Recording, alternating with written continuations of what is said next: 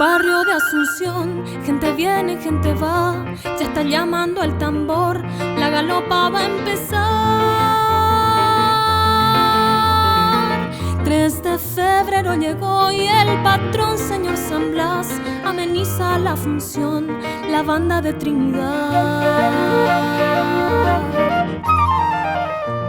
Debajo de la enramada ya está formada la rueda y salen las galoperas, la galopa a bailar,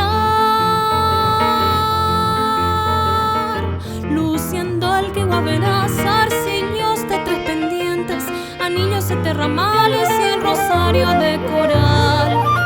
Galopera,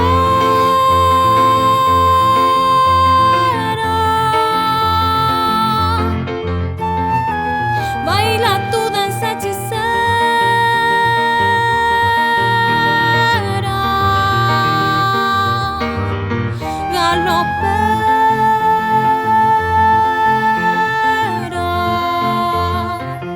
Mueve tus plantas desnudas, cimbreando la cintura en tu promesa de amor, cimbreando la cintura en tu promesa de amor.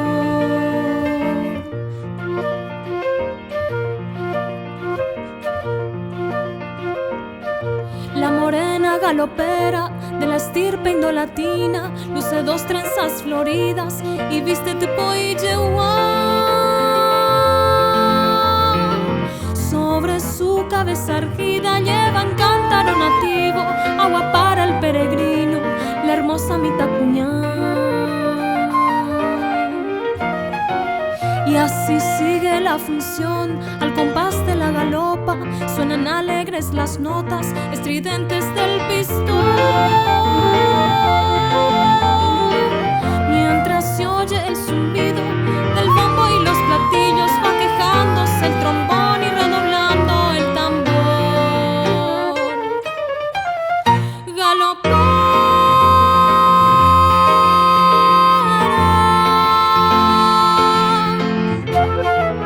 sigue tu danza hechicera.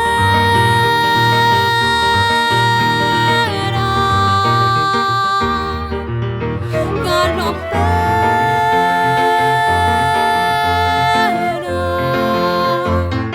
soy tu ardiente soñador, dame un poco de agua fresca de tu cántaro de amor.